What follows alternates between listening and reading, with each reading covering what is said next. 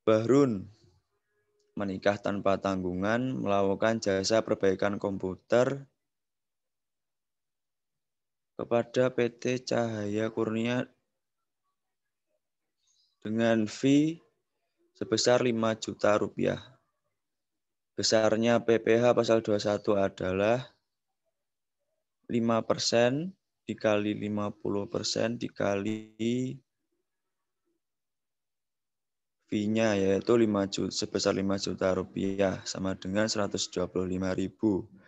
Jika Bahrun tidak memiliki NPWP, besarnya PPh 21 yang terutang adalah sebesar 120% dikali 5% dikali 50% dikali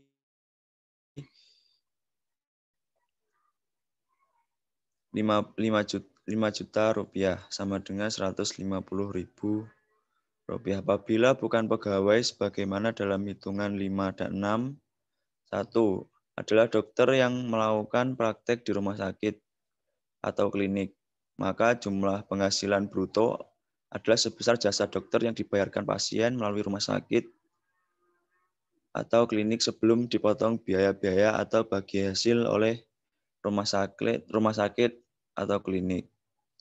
Atau memberikan jasa kepada pemotong PPh 1/26 dengan A. memperkerjakan orang lain sebagai pegawainya.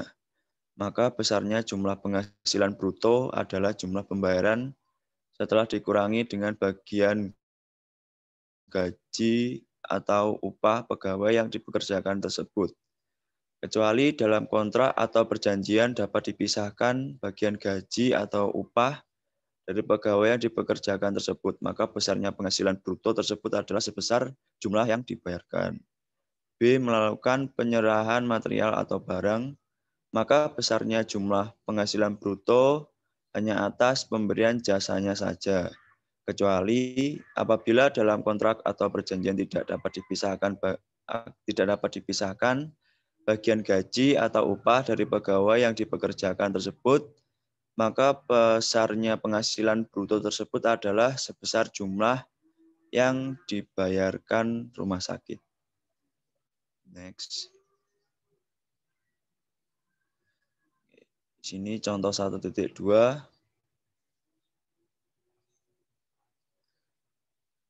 Arif Nugraha melakukan jasa perawatan AC kepada PT Wahana Jaya dengan 10 juta rupiah. Arif Nugraha mempergunakan tenaga 5 orang pekerja dengan membayarkan upah harian masing-masing sebesar 180.000 rupiah. Upah harian yang dibayarkan untuk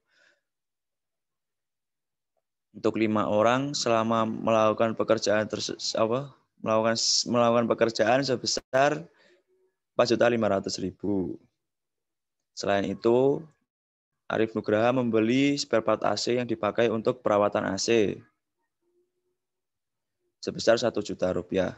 Perhitungan PPh pasal 21 terutang adalah A. Dalam hal berdasarkan perjanjian serta dokumen yang diberikan oleh Arif Nugraha dapat diketahui bagian imbalan bruto yang merupakan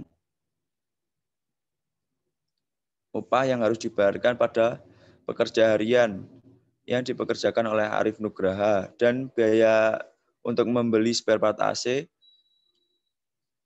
maka jumlah imbalan bruto sebagai besar perhitungan PPh pasal 21 yang harus dipotong oleh PT Wahana Jaya atas imbalan yang diberikan kepada Arif Nugraha sebesar imbalan bruto dikurangi bagian upah tenaga kerja harian yang dipekerjakan Arif Nugraha.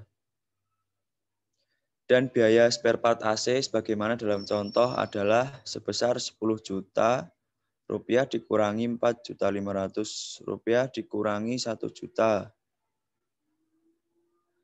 rupiah sama dengan 4.500.000 rupiah. PPh pasal 21 yang harus dipotong PT Wahana Jaya atas penghasilan yang diterima Arif Nugraha adalah sebesar 5% dikali 50% dikali 4.500.000 rupiah sama dengan 112.500 rupiah. Jika Arif Nugraha tidak memiliki NPWP, maka PPh pasal 21 yang harus dipotong PT Wahana Jaya atas penghasilan yang diterima Arif Nugraha sebesar 120% dikali 5% dikali 50% dikali 4.500.000 sama dengan 135.000 rupiah. B. Jika PT Wahana Jaya tidak memperoleh informasi berdasarkan dokumen perjanjian mengenai upah yang harus dikeluarkan Arif Nugraha atau pembelian material atau bahan, PPh pasal 21 yang harus dipotong PT Wahana Jaya adalah sebesar 5% dikali 50% dikali 10 juta rupiah sama dengan 250.000 rupiah.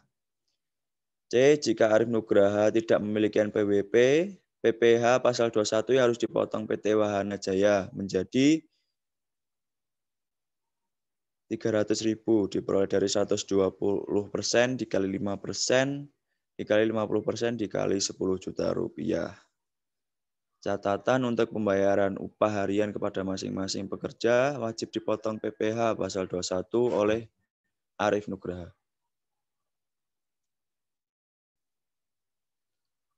Oke, berikut referensi dari kami. Terima kasih. Mohon maaf jika ada salah dari kelompok kami. Ya, apakah ada pertanyaan?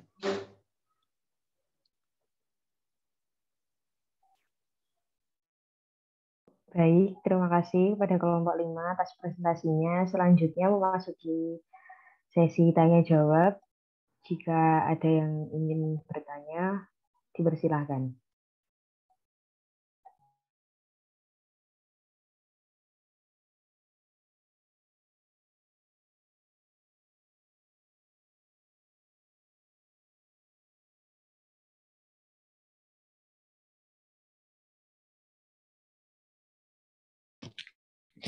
Saya izin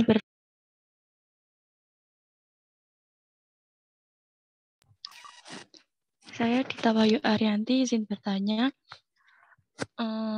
apa yang paling mendasari serta membedakan antara bukan pegawai, berkesinambungan, dan tidak berkesinambungan? Terima kasih.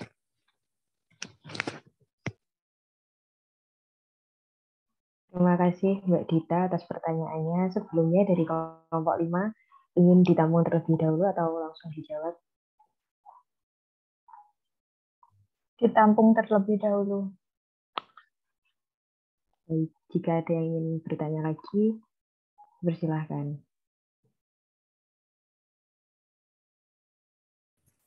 Saya Laili Nurfitria izin bertanya. Pada slide 11 terdapat tanda tarif ditentukan berdasarkan PKB kumulatif. Itu maksudnya gimana? Terima kasih.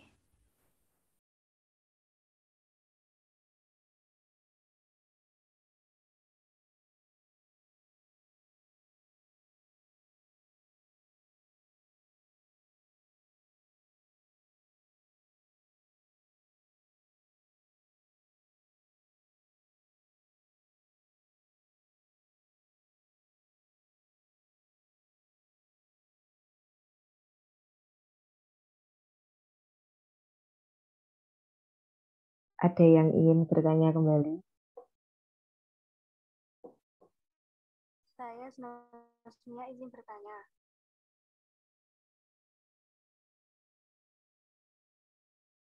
Bagaimana pemotongan PPh pasal 21 bagi orang pribadi dalam negeri bukan pegawai atas imbalan yang bersifat berkesinambungan? Terima kasih.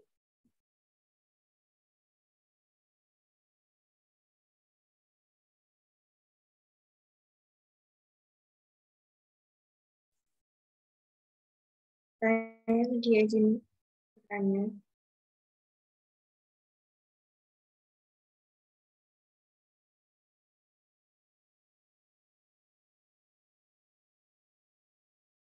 Dalam pelaksanaan perhitungan PPh pasal 21 bukan pegawai Apakah ada hal-hal yang harus diperhatikan dalam perhitungan pajak? Jika ada, mohon penjelasannya. Terima kasih.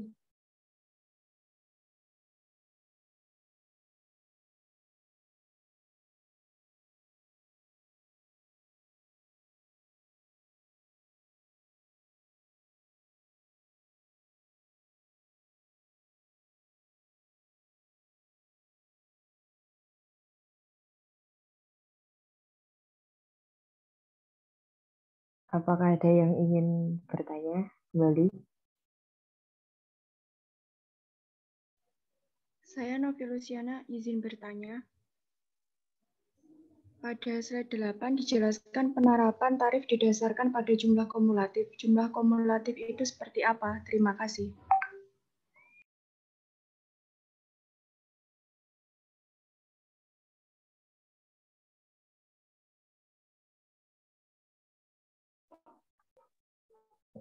Karena sudah semua pertanyaan, untuk kelompok 5 dipersilahkan untuk menjawab.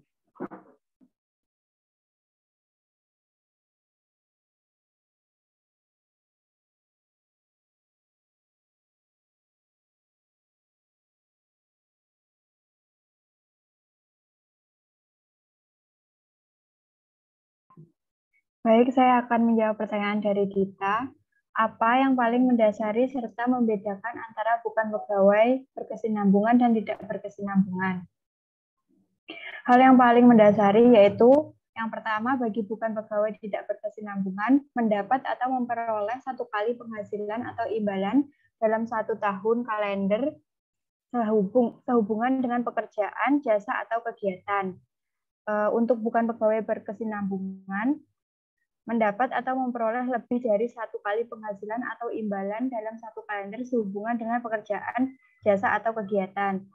Kunci dari pengertian di atas adalah berapa kali penghasilan yang didapat oleh orang pribadi bukan pegawai dalam 1 tahun kalender.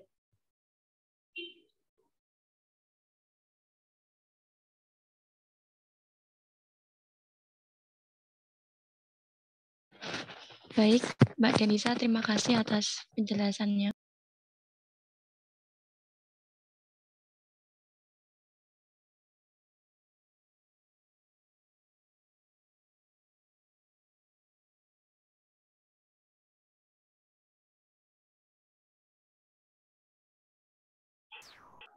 Baik, kelompok 5 bisa menjawab pertanyaan yang lain.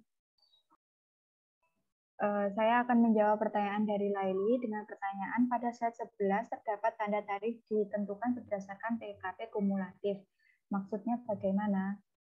Tarif PPh nomor non-pegawai berdasarkan pasal 17 ayat 1 huruf A UU PPh ditetapkan berdasarkan jumlah kumulatif, yaitu dari penghasilan kena pajak atau PKP sebesar 50% dari jumlah penghasilan bruto dikurangi PTKP setiap bulannya yang diterima oleh bukan pegawai yang memenuhi ketentuan pengurangan PPh 21. Yang kedua, sebesar 50% dari jumlah penghasilan bruto untuk setiap pembayaran imbalan kepada bukan pegawai yang bersifat kesinambungan yang tidak memenuhi ketentuan pengurangan PPh 21.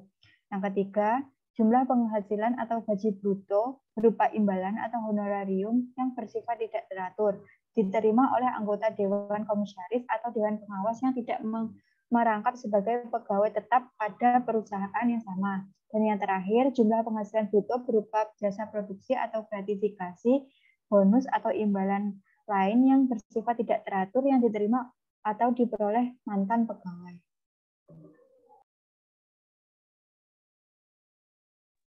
Baik, terima kasih atas jawaban dan penjelasannya.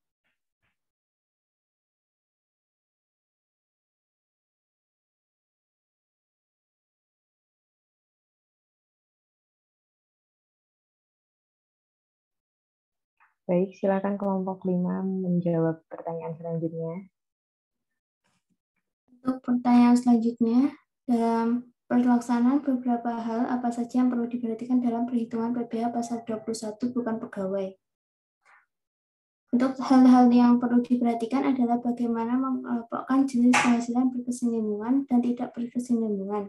Kemudian juga harus diperhatikan apakah orang pribadi pemberi jasa mendapat penghasilan dari berapa banyak pemberi kerja. Jika hanya mengakui dari satu pemberi kerja, pemotongan PPh 21 harus meminta surat pernyataan bahwa hanya mendapat satu pemberi kerja dilengkapi dengan material untuk keamanan perusahaan.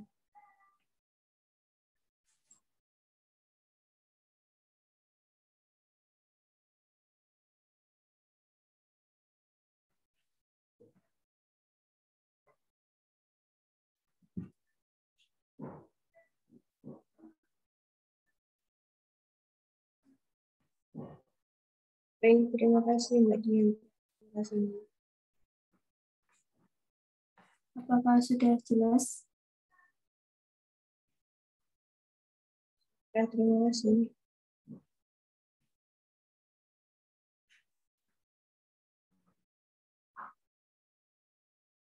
Dipersilakan untuk menjawab pertanyaan selanjutnya. Untuk pertanyaan selanjutnya dari Mbak Hasna, pertanyaannya, memotong PPh pasal 21 bagi orang pribadi dalam negeri bukan pegawai atas imbalan yang bersifat. Untuk jawabannya, PPh pasal 21 bukan pegawai berkesinambungan memperoleh PTKP. Dihitung secara kumulatif dengan rumus 50% dikali penghasilan bruto, dikurangi PTKP sebulan dikali tarif pasal 17. PPh pasal 21 bukan pegawai berkesinambungan tidak memperoleh PTKP. Dihitung secara kumulatif dengan rumus 50% dikali penghasilan bruto dikali tarif. Apakah bisa diterima? Baik, terima kasih atas penjelasannya. Dipersilakan untuk menjawab pertanyaan terakhir. Akan menjawab pertanyaan terakhir, yaitu pertanyaannya pada slide 8 dijelaskan penerapan tarif didasarkan pada jumlah kumulatif. Jumlah kumulatif itu seperti apa? Kumulatif menurut KBBI, Kamus Besar Bahasa Indonesia, bersangkutan dengan kumulasi yang artinya bersifat menambah, terjadi dari bagian yang makin bertambah bertumpuk-tumpuk. Jadi jumlah kumulatif dapat didefinisikan sebagai jumlah yang makin bertambah atau jumlah yang terus bertambah.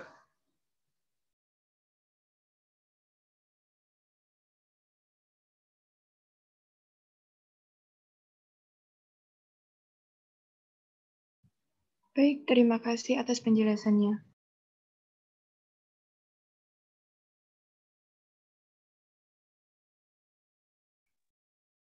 Baik, apabila sudah tidak ada yang ingin ditanyakan kembali dan semua pertanyaan sudah terjawab, selanjutnya saya akan membacakan kesimpulan dari presentasi hari ini.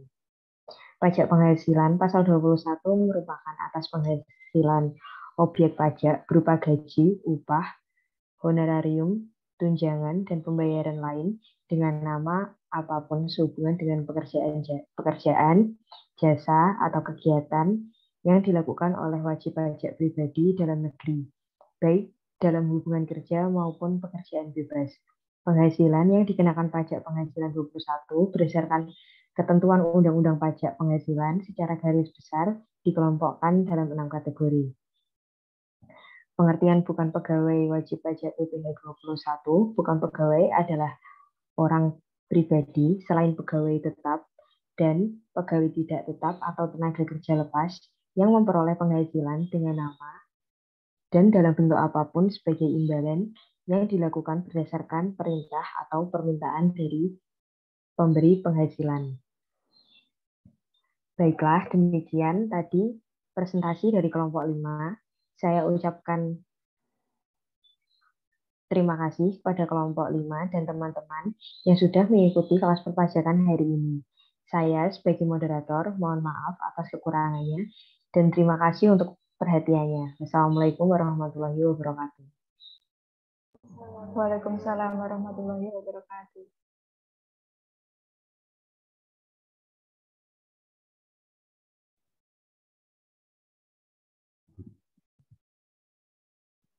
Baik, Assalamualaikum warahmatullahi wabarakatuh.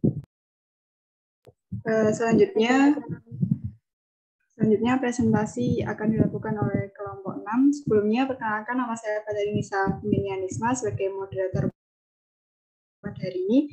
Adapun topik yang akan dibahas hari ini yaitu pajak penghasilan 22. Baik, untuk kelompok 6 waktu dan tempat saya persilakan.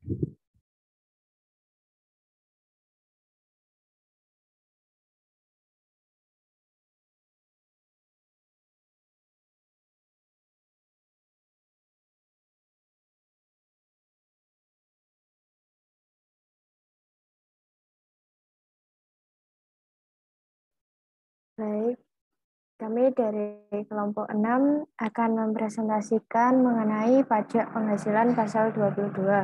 Anggota kami adalah saya sendiri, Alvina Anggraini, dan juga rekan saya, Nadia Erviana, dan juga Nelly Agustin. Next. Pengertian pajak penghasilan pasal 22 disingkat menjadi PPh pasal 22. Merupakan pajak yang dipungut oleh bendaharawan pemerintah, baik pemerintah pusat maupun pemerintah daerah, instansi atau lembaga pemerintah, dan lembaga-lembaga negara lain yang berkenaan dengan pembayaran atas penyerahan barang dan badan-badan tertentu, baik badan pemerintah maupun swasta, berkenaan dengan kegiatan di bidang impor atau kegiatan usaha di bidang lain. Next.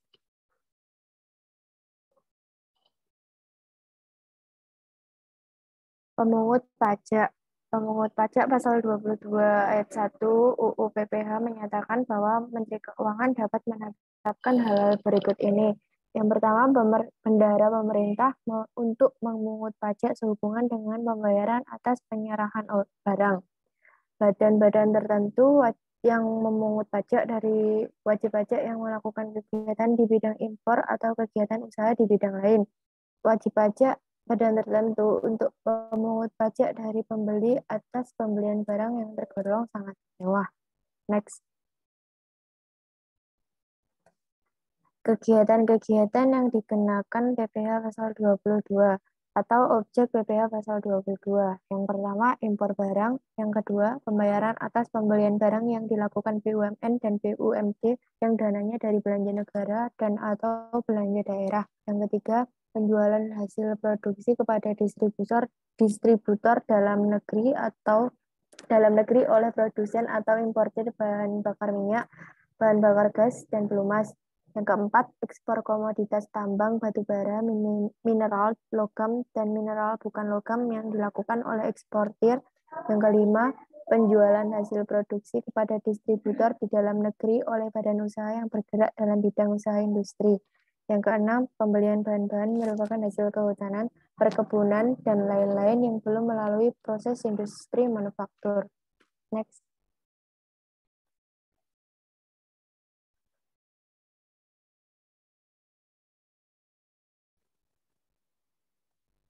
Kegiatan yang tidak dikenakan PPh pasal 22. Yang pertama, impor barang dan atau penyerahan barang yang berdasarkan ketentuan peraturan perundang-undangan tidak terhutang pajak penghasilan. Yang kedua, impor barang yang dibebaskan dari pungutan biaya masuk dan atau pajak pertambahan. Yang ketiga, impor sementara jika pada waktu impornya nyata-nyata dimaksudkan untuk diekspor kembali. Yang keempat, pembayaran yang dilakukan oleh pemungut pajak yang jumlahnya paling banyak 10 juta rupiah dan bukan merupakan jumlah yang dipecah-pecah. Yang kelima, pembayaran untuk pembelian bahan bakar minyak, listrik, gas, dan air minum, PDAM, dan benda-benda pos. Yang keenam, emas batangan yang akan diproses untuk menghasilkan barang perhiasan dari untuk tujuan ekspor. Next. Saat terhutangnya PPh pasal 22. Jenis kegiatan impor barang saat terhutang PPh pasal 22, terhutang dan dilunasi bersamaan dengan saat pembayaran biaya masuk pada saat penyelesaian dokumen pemberitahuan impor barang atau PIB. Yang kedua, jenis kegiatan pembelian barang oleh pemungut pajak saat terhutang PPh pasal 22 adalah terhutang dan dipungut pada saat pembayaran. Yang ketiga, jenis kegiatan penjualan hasil produksi usaha industri semen, industri kertas, industri baja, industri otomotif, dan industri farmasi. saat terutang PPh pasal 22, yaitu terutang dan dipungut pada saat penjualan. Yang keempat, jenis kegiatan penjualan bahan bakar minyak, bahan bakar gas, dan pelumas saat terutang PPh pasal 22, yaitu terutang dan dipungut pada saat penerbitan surat perintah pengeluaran barang. Yang kelima, jenis kegiatan pembelian bahan-bahan dari pedagang pengumpul saat terutang PPh pasal 22, yaitu terutang dan dipungut pada saat pembelian. Selanjutnya presentasi akan dilanjutkan oleh rekan saya.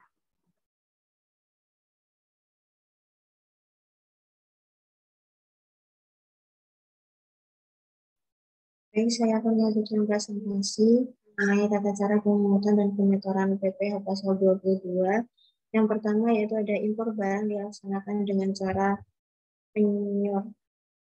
penyetoran dan juga importir yang bersangkutan atau biaya dan cukai melalui pos, bank devisa, atau bank yang ditunjuk oleh Kementerian Keuangan. Yang kedua ada atas pembelian barang dan pungutan pajak wajib disetor oleh pungutan kertas negara, bank devisa, atau bank yang ditunjuk oleh Kementerian Keuangan dengan menggunakan surat setoran pajak. Yang ketiga ada atas penjualan bahan bakar minyak, gas, dan pelumas, dan penjualan hasil produksi industri semen, industri kertas, baja, dan otomotif wajib disetor oleh pungutan kertas negara melalui kantor pos, bank devisa, atau bank yang ditunjuk oleh Kementerian Keuangan dengan menggunakan surat setoran pajak.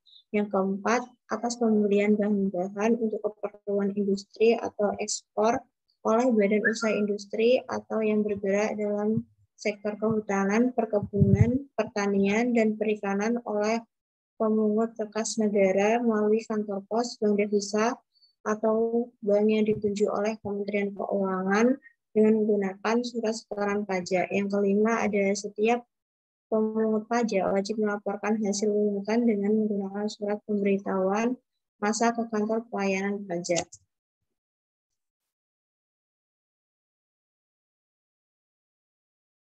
Sifat pemungutan PPh pasal 22.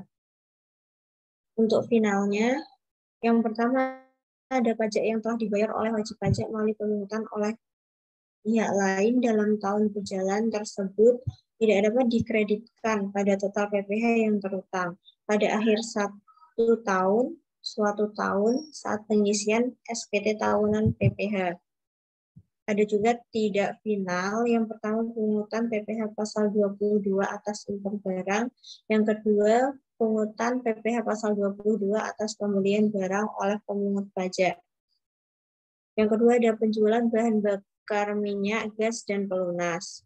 Untuk yang tidak finalnya, pemungutan PPh pasal 22 atas hasil industri semen, industri kertas, industri baja, dan otomotif. Yang keempat, pungutan PPh pasal 22 atas pembelian bahan-bahan untuk keperluan industri atau ekspor. Untuk dasar pemungutan pajak PPh pasal 22, nilai impor yaitu nilai berupa uang yang menjadi dasar perhitungan biaya masuk yang terdiri atas pos, asuransi, dan flek ditambah dengan biaya masuk dan pungutan lainnya yang dikenakan berdasarkan ketentuan peraturan perundang-undangan kepabean di bidang impor. Dasar pengenaan pajak pertambahan nilai di PPPNN yang dapat berupa harga pembelian atau penjualan. Untuk penentuan DPP, dasar pengenaan pajak, yang pertama ada dalam hal harga pembelian atau penjualan tidak termasuk pajak pertambahan nilai atau bisa disebut PPN dan pajak penjualan atas barang mewah DPP PPN sama dengan harga pembelian atau penjualan. Yang kedua ada dalam hal harga atau penjualan termasuk PPN DPP PPN sama dengan harga pembelian atau penjualan dibagi 110 DPP 110 dikurangi 110 dikali harga pembelian dibagi penjualan. Yang ketiga ada dalam harga pembelian atau penjualan termasuk PPN dan penjualan atas barang mewah DPP sama dengan harga pembelian atau penjualan DPP sama dengan 100 dibagi 100 ditambah tarif PPNBM dikali harga pembelian kali penjualan. Untuk selanjutnya akan dilanjutkan oleh rekan saya, Neon. Baik, saya akan melanjutkan presentasi PPh pasal 22.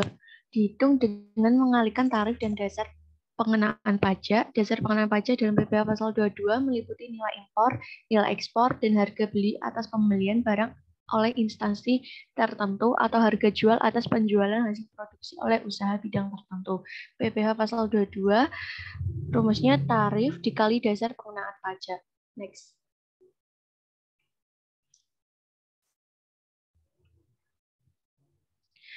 Tarif pemungutan PPh pasal 22. Yang pertama, tarif 2,5% dari nilai impor diterapkan untuk impor yang menggunakan angka pengenal impor atau API. Kedua, tarif 0,5% dari nilai impor diterapkan untuk impor kedelai, gandum, dan tepung yang menggunakan API. Dan ketiga, tarif 7,5% dari nilai impor yang diterapkan untuk impor yang tidak menggunakan API, dan harga jual lelang diterapkan untuk impor yang tidak dikuasai. Yang keempat, tarif 1,5% dari harga pembelian untuk pembelian barang yang dilakukan oleh bendahara pemerintah, bendahara pengeluaran, kuasa pengguna anggaran, dan pejabat penerbit surat perintah membayar. Yang kelima, tarif 0,25% dari penjualan tidak termasuk PPN untuk penjualan bahan bakar minyak kepada SPBU Pertamina untuk pembelian bahan-bahan keperluan industri atau ekspor dalam sektor kehutanan, perkebunan, pertanian, dan perikanan.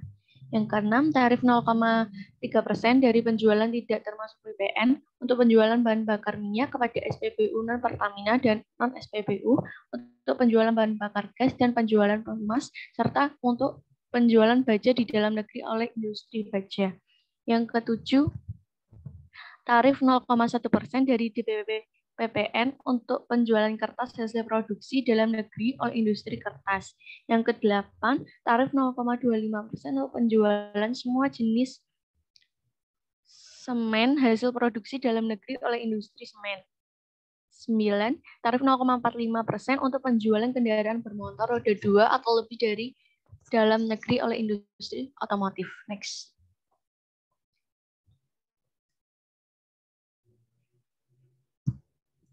Berikut ini contoh perhitungan. PT Anda adalah importir telah memiliki API. Pada Desember 2018 melakukan impor barang atau pakaian selam dari Jepang dengan harga faktur 100.000 USD. Biaya asuransi dan biaya angkut pengapalan barang dari Jepang ke daerah pabean atau Indonesia masing-masing sebesar 0,5% dan 10% dari harga faktur. Biaya tersebut dibayar oleh PT Anda. Tarif biaya masuknya 10% dari CIF. Pungutan lain yang sah di daerah pabean adalah 10 juta. Kurs yang ditetapkan oleh Menteri Keuangan pada saat itu adalah USD 14.500, sedangkan kurs BI adalah USD 14.540. Hitung PPh pasal 22 yang harus dibayar oleh PT Anda sebagai berikut. Next.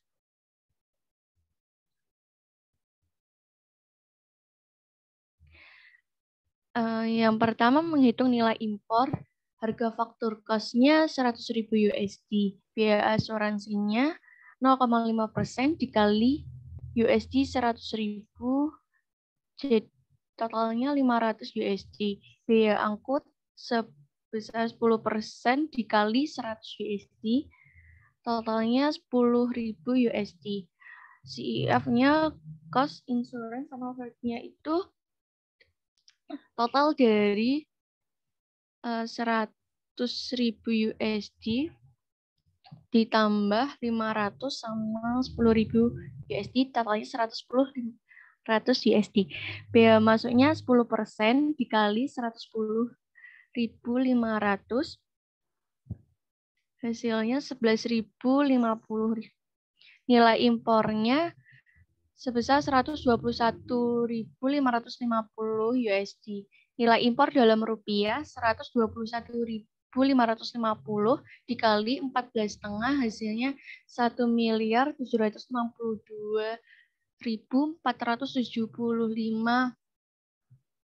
rupiah. Pungutan lain yang sah di daerah pabean yaitu sebesar 10 juta, nilai impornya sebesar 1.772.475.000 rupiah. Yang kedua, menghitung PPh pasal 22 impor.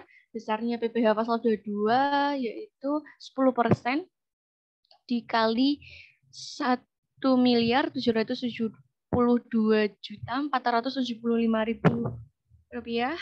Hasilnya 177.247.500. Pakaian selam termasuk kelompok barang impor tertentu dikenakan PPh pasal 22 dengan tarif 10%. Next.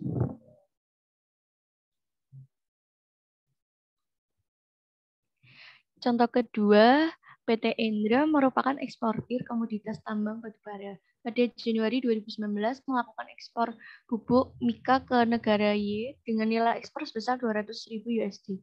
Kurs yang telah ditetapkan oleh Menteri Keuangan pada saat itu adalah 13.570 USD, sedangkan kurs BI adalah sebesar 14.533 USD.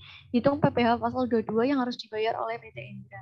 Dasar pengenaan pajak sama dengan nilai ekspor sebesar 200.000 USD, nilai impor dalam rupiahnya USD 200.000 dikali 13.570, totalnya 2.714.000 rupiah. Besarnya PPh pasal 22 adalah 1,5% dikali 2.714.000 rupiah. Hasilnya 40.710.000 rupiah.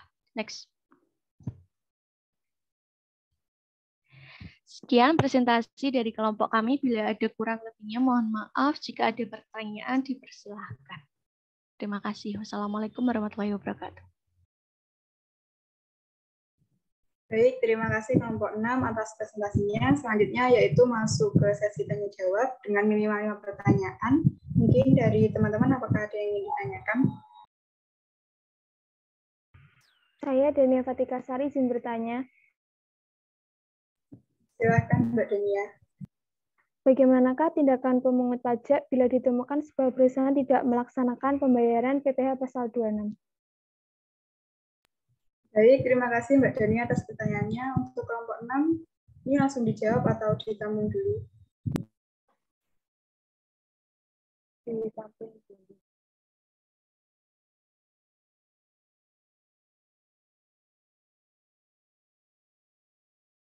Baik, mungkin dari teman-teman apakah ada yang ingin ditanyakan lagi? Saya Putri Novitasari izin bertanya. Silakan Mbak Putri. Kapan waktu pemungutan dan penyetoran PPh pasal 22 dan kapan bendahara pengeluaran wajib menyetorkan PPh pasal 22 yang telah dipungut? Terima kasih. Baik, terima kasih Mbak Putri atas pertanyaannya. Mungkin dari teman-teman yang lain, apakah ada yang ingin ditanyakan? Saya Imaro Hamzah izin bertanya. Silakan Mbak Imaro. Pada slide 4 dan 5, pada kegiatan-kegiatan yang dikenakan PPh pasal 22 itu yang pertama ada impor barang. Lalu pada slide ke-5, kegiatan yang tidak dikenakan PPh pasal 22, ada impor barang yang dibebaskan dari pungutan biaya masuk dan atau pajak pertambahan. Pertanyaannya, apa perbedaan antara impor barang dan impor barang yang dibebaskan dari pungutan biaya masuk dan sebutkan contohnya. Terima kasih. Baik, terima kasih Mbak Imaro atas pertanyaannya. Mungkin dari teman-teman yang lainnya.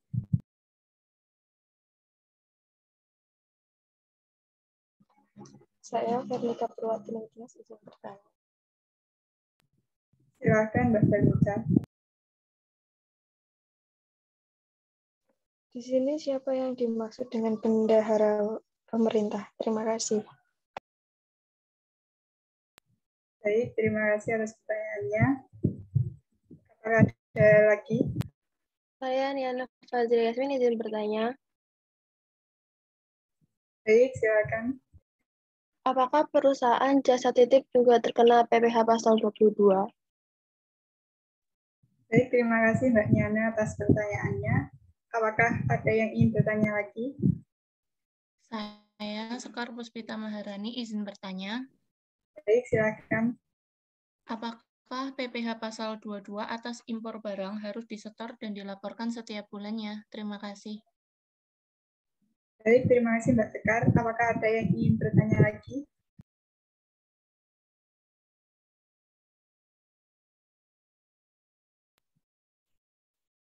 Karena sudah tidak ada yang ingin bertanya, silakan untuk kelompok 6 menjawab pertanyaan dari teman-teman yang sudah bertanya.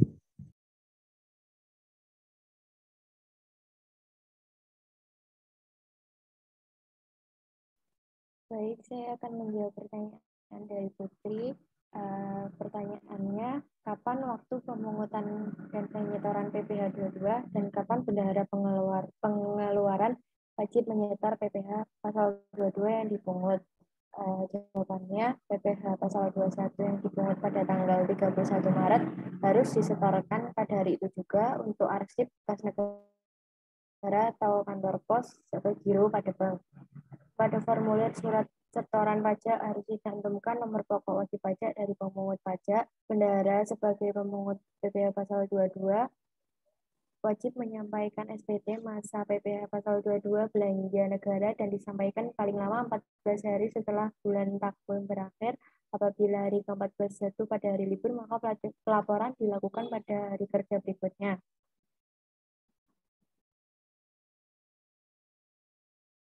Baik, Mbak Putri, apakah jawab pertanyaannya Mbak Putri? Baik, terima kasih atas penjelasannya. Baik, untuk kelompok 6 bisa menjawab pertanyaan selanjutnya.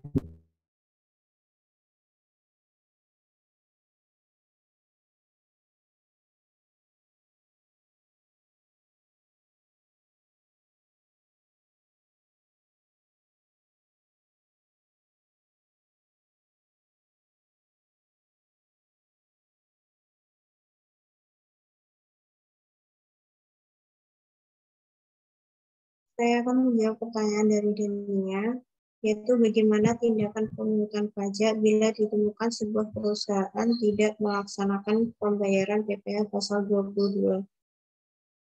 Jawabannya yaitu jika perusahaan tidak melakukan atau melaksanakan pembayaran PPh pasal 22, terdapat beberapa sanksi hukum jika tidak melakukan pembayaran atau telat melaporkan pajak sesuai pada pajaknya.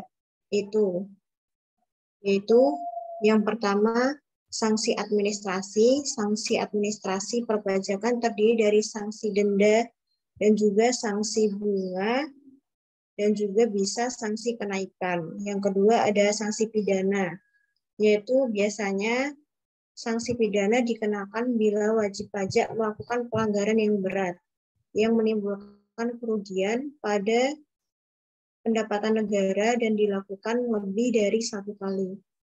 Apakah sudah jelas, Mbak Denia? Terima kasih. Terima kasih penjelasannya. Baik, terima kasih. Mungkin bisa menjawab pertanyaan selanjutnya.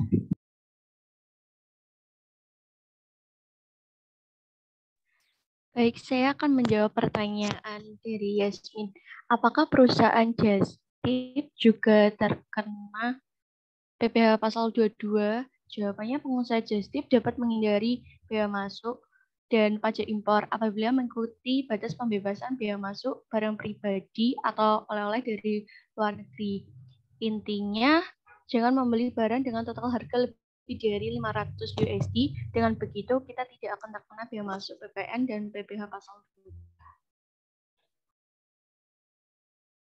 Baik, bagaimana Nyana? Apakah bisa dipahami? Baik, dapat diterima. Terima kasih penjelasannya. Baik, terima kasih. Bisa menjawab 3 pertanyaan yang lainnya.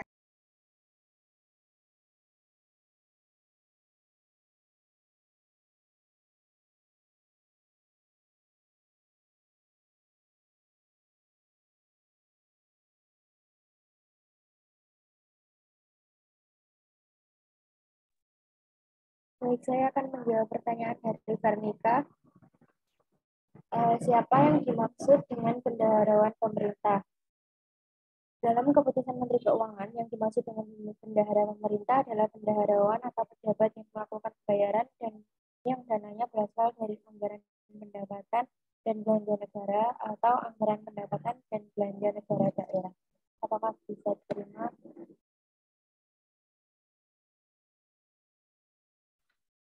Baik, cukup jelas. Terima kasih.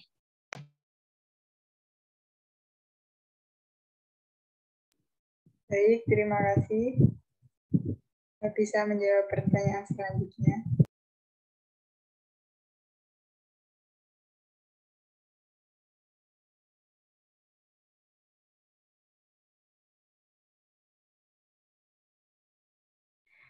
Saya ingin menjawab pertanyaan dari Sekar. Apakah PPh pasal 22 atas impor barang harus di-store dan dilapor setiap bulannya? Jawabannya PPh pasal 22 atas impor barang yang dipungut oleh DJPC harus di-store ke Bank Devisa atau Bank Persepsi atau Bendahara Direktorat Jenderal Bea dan Cukai dalam jangka waktu 1 hari setelah pemungutan pajak dan dilaporkan ke KPP secara mingguan paling lambat 7 hari setelah batas waktu penyetoran pajak berakhir.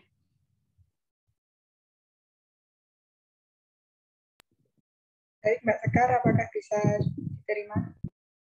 Baik, terima kasih atas penjelasannya. Baik, bisa menjawab pertanyaan terakhir.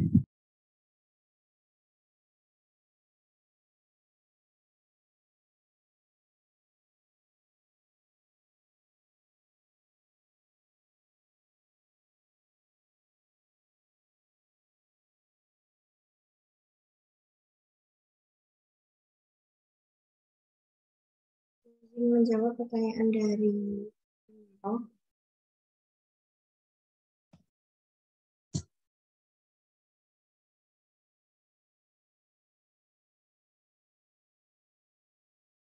yaitu perbedaan dari kegiatan yang dikenakan PPh pasal 22 dan juga kegiatan yang tidak dikenakan PPh pasal 22 untuk impor barang. Untuk yang kegiatan yang dikenakan PPh pasal 22 itu impor barang. Contohnya yaitu kendaraan bermotor. Kalau yang kegiatan yang tidak dikenakan PPh pasal 22 itu impor barang yang dibebaskan dari pungutan bea masuk dan pajak dan atau pajak pertambahan. Contohnya yaitu ada pertama obat-obatan yang diimpor dengan menggunakan anggaran pemerintah yang bermanfaat bagi kepentingan masyarakat. Jadi untuk kegiatan yang tidak dikenakan PPh pasal 22 itu sifatnya untuk kepentingan masyarakat.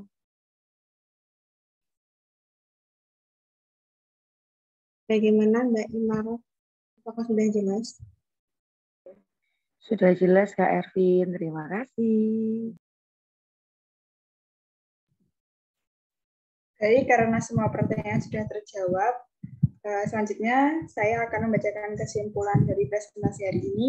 PPh pasal 22 merupakan bentuk pemotongan atau pemungutan pajak yang dilakukan satu pihak wajib pajak dan terkait dengan kegiatan perdagangan barang.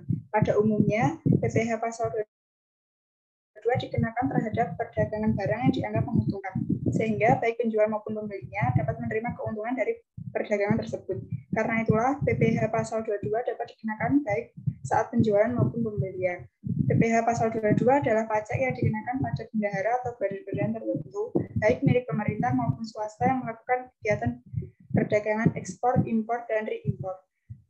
Sekarang, dengan adanya peraturan pemerintah, menyebarnya badan-badan yang berhak memungut PPh pasal 22, yaitu menjadi wajib pajak badan yang melakukan penjualan barang yang tergolong sangat mewah. PPh pasal 22 dikenakan terhadap perdagangan barang yang dianggap menguntungkan.